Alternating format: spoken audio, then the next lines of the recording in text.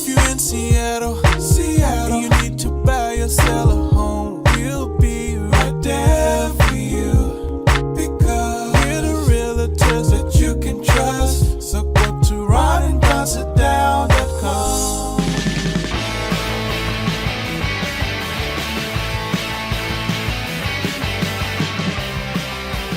You're listening to The Ron and Don Show on the Ron and Don Radio Network.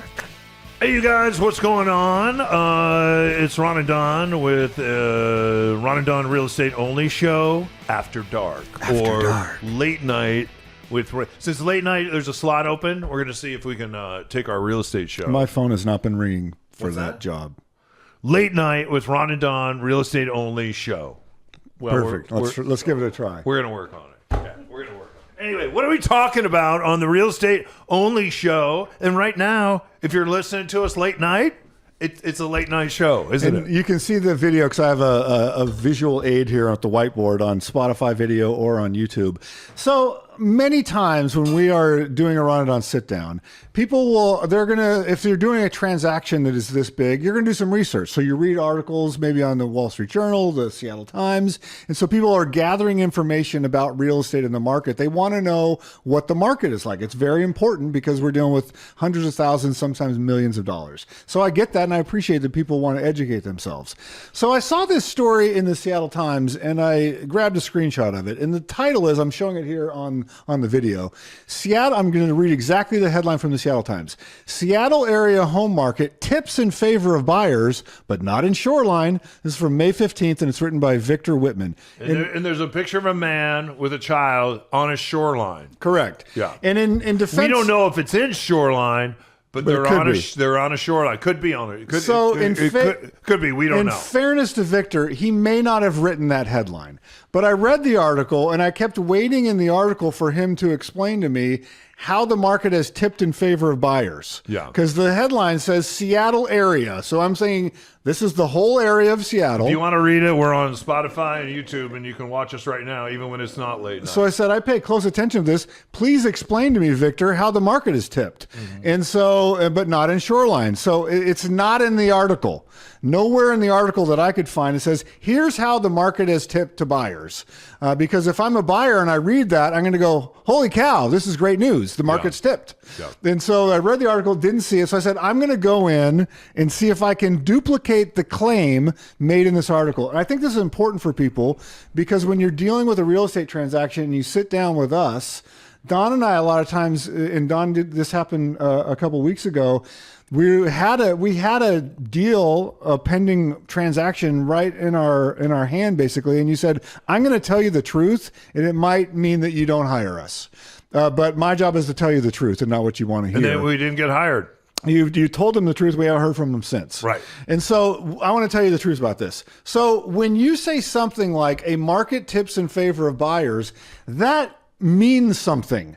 We're talking about a market, and the way economists think about real estate, there's only three markets: a balanced market, a seller's market, and a buyer's market. And so they mean something, and it's based on statistics, and it's based on inventory, and it's based on some things I'm going to get into. But you can't just throw that out there anecdotally and go, wow, it really feels like the market tipped.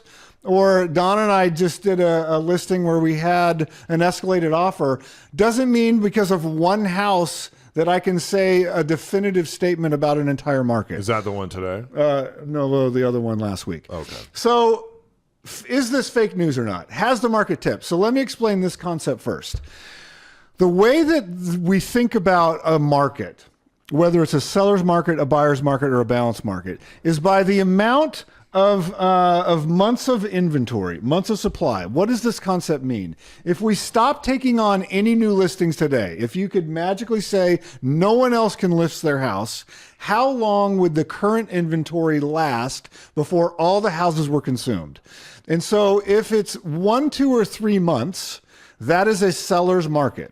So if we stopped taking any new listings in the MLS, and if it took us 90 days to sell out everything, then we are in a seller's market. 4, 5, and 6 months is a balanced market. Anything over 6 months is a buyer's market. And so right now, that's the thing that they're claiming, that the market has tipped towards buyers. So in my reading of that headline, it means that we should be at 7 months of inventory, that we're not in a seller's market. We're not in a balanced market. It's tipped all the way over into a buyer's market, which would be insane because we have not seen a buyer's market in Seattle for probably 25 years. Hey, here's a tip. What Ron just said. And so what I did is like, okay, so they bring up Shoreline. I'm going to look at King County because it says Seattle area. I'll look at Seattle proper, and then I'll look at Shoreline, and let's run through these stats. By the way, Ron is really, if you're not watching this late night on YouTube, he is really fired up, and he's almost poked me in the eye with his poker a couple times. That's why I have my glasses on. Anyway, go ahead, Ron. I love when you're fired up like that. I'm going to run through some of the basic stats, but the biggest one is monthly supply. But we'll go through median sales in King County. These are year over year, from last April to this April. May stats aren't out yet. Median price has gone down 5.6% in King County, 4% in Seattle, 5.7% in Shoreline. This is off of all-time highs in 2022. This is median price or sales? This is the price, has the price of a house, the average price of a house in these areas gone up year over year. So all of them have gone down a little bit. Again, this is more a function of interest rate and the war in Iran and gas prices and all that than it is a market tipping, in my opinion. New listings. So we do have more listings in King County, more listings in Seattle. It's flat in Shoreline.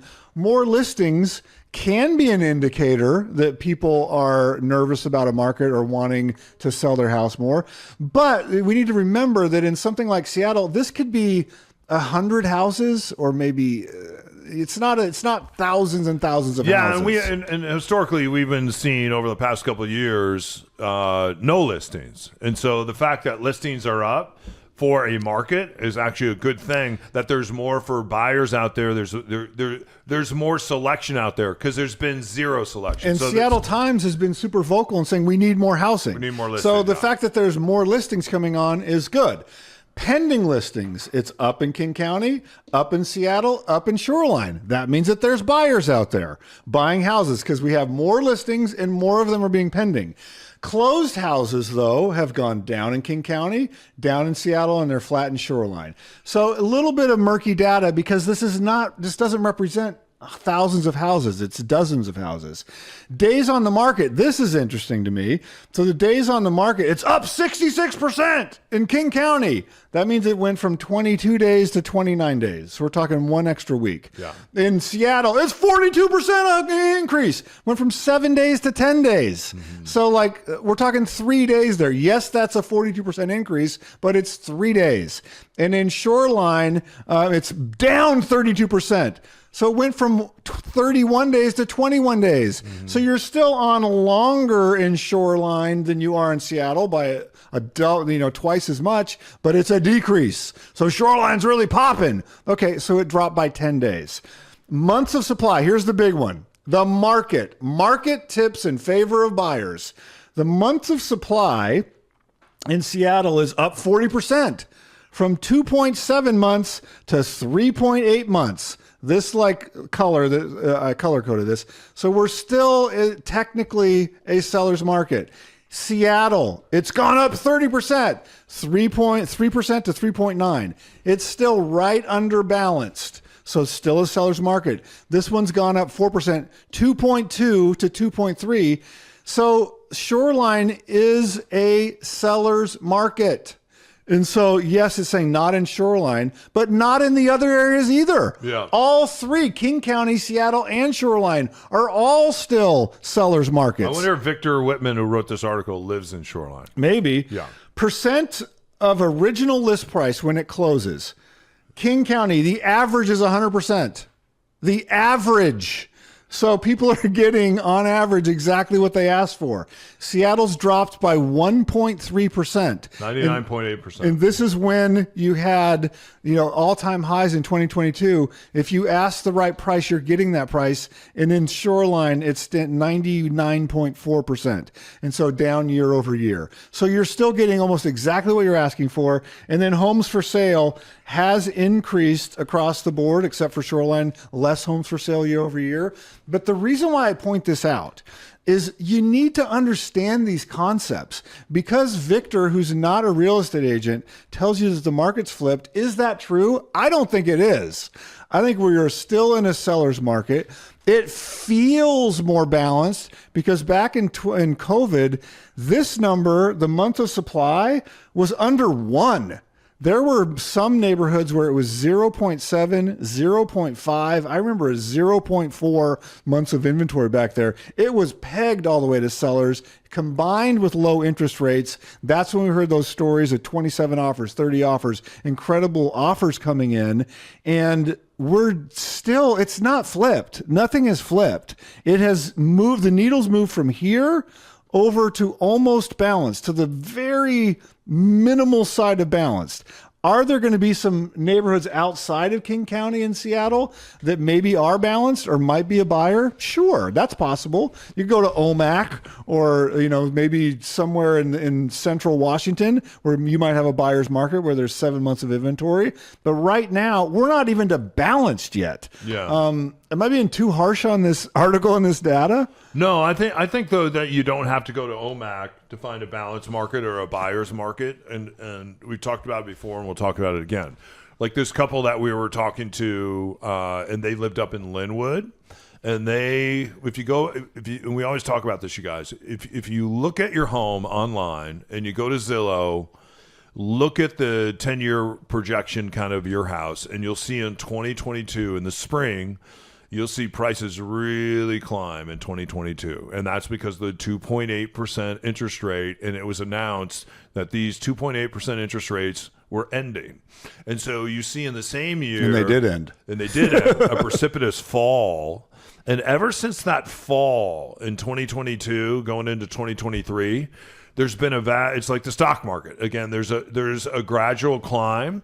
In some places, like some places on the east side or some places in Seattle that are in the shadow of tech or they're in the shadow of medical, some of those numbers have gotten back to that 2022 number, but most have not, right? Some have gotten back, but most have not.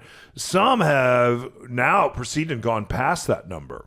Where we're not seeing those numbers recover is in a place like Linwood, where you have homes up there that were built by builders, and there's nice homes up there that were going for $1.3 million.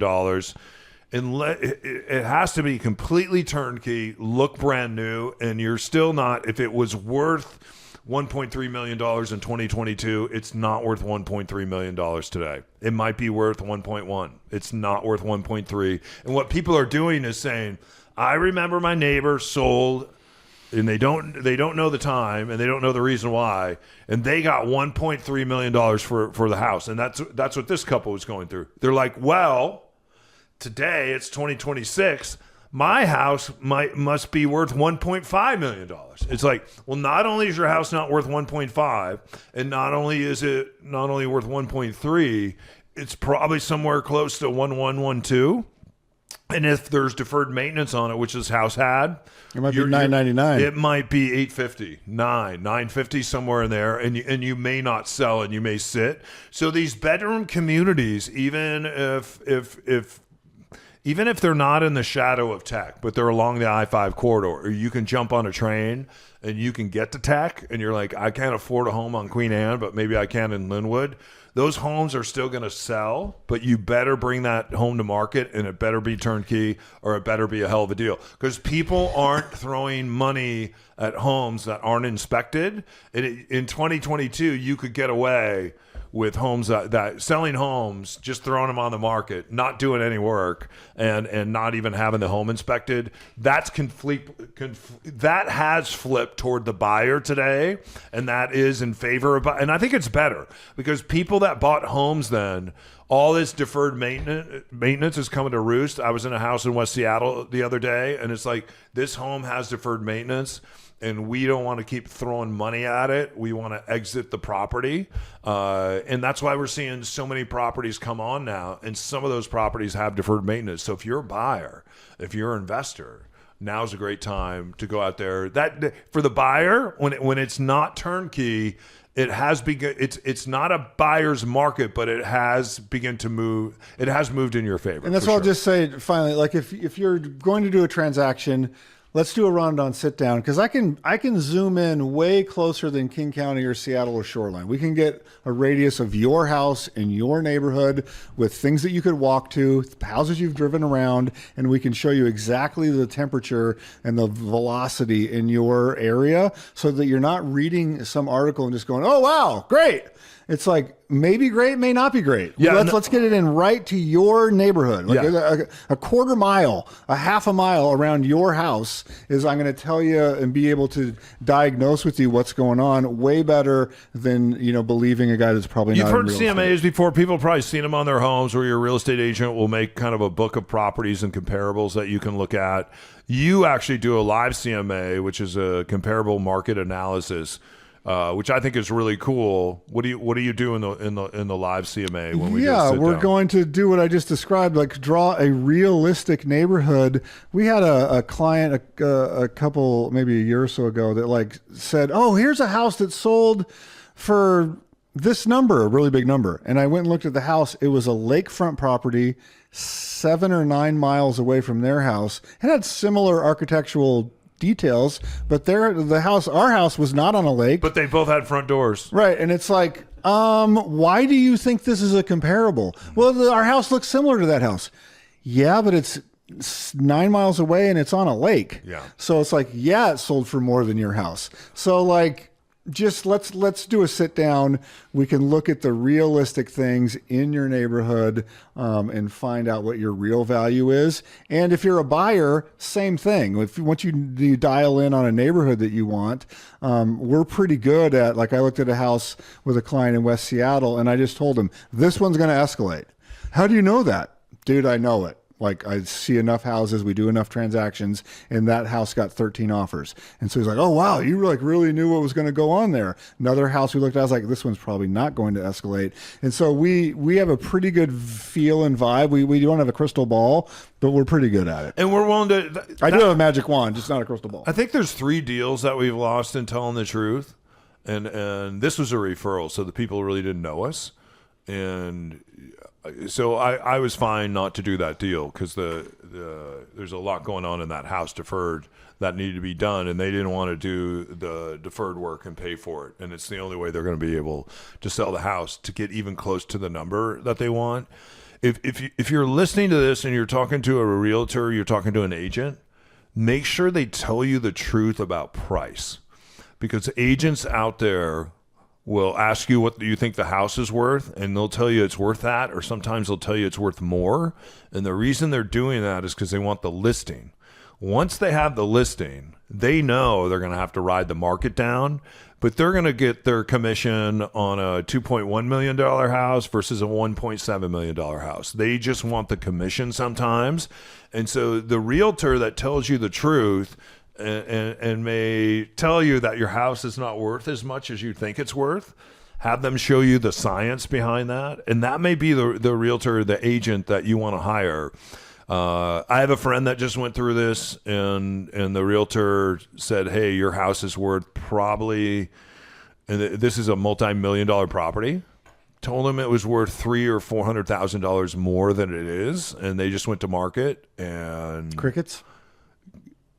Couple neighbors stopping by, like the agent didn't tell them the truth about and once you go to market, that's it. And it's an historical fact that you went to market on this house for this number. And when people see that days on market goes by and you haven't sold it, they begin to wonder why. Like why, what's the matter with that house? And even if you delist that house and you bring it back on, in the history of it, they can still see, and the agent will still be able to see that the house was brought on. We were just talking about this house up in Linwood. One of the reasons why we knew this house wasn't worth what they're asking for it is there's a house right around the corner, 4 doors away, that's the same house. and it has been on and off the market for 7 months, and they started up at 1.3, and now they're down below 1.1. And then we call the realtor, and the realtor's like, I wish we would have come on under 1.1 because I think we would have sold it, but now we've been on 76 days, and before that we were on another 120 days, so it's harmed the listing and harmed the house. So really important when you talk to your agent, your realtor, just say, hey, tell me the truth and what are the strategies to get the most amount of money. I've never seen people go, wow, I thought my home was worth a lot less. Ever. It's always worth more. So it reminds me when I was young and I had a Jeep and I did all these cool things to it, and I put on lights and tires and KC bars and all that. And then at one point I put it through an auction, and I thought the rig had to be worth $12,000. I think I got $1,800 for it because I thought with all the cool things I did to it. Are you kidding me? $1,800, and I even left a CB in there. Breaker 19. Yeah. Hey, you guys, thanks for listening to this episode of the Ron and Don Show. We sure do appreciate it. If you want to sit down with us, we'd love to sit down with you. And Ron, tell the people how can we make that happen? Yeah, just go to ronandonsitdown.com. You can fill out a thing there to reserve your time, or you can just email me directly, ron@ronandon.com. Yeah, we're also on the social media, very active on Facebook, very active on a place called Instagram, and you can see a lot of our listings. And also, make sure you watch this show. Watch it. You can watch it on Spotify. You can watch it on YouTube. And then I probably listen to this show, I think, on my Apple podcast player. So thanks to everybody out there that's listening. We appreciate that. Thanks for connecting with us. And because of you, we get to talk to people all over the sound, and we also get to sell the sound. You know that we sell the sound. Thanks to Matt for helping put together today's show. My son, the station voice, Charlie the dog. He's Ron. I'm Don. Until next time, you keep your head up and your shoulders back, and don't forget that you listen to the Ron and Don Show on the Ron and Don Radio Network. Well, that's it. Show's over. We'll see you next time on the Ron and Don Radio Network.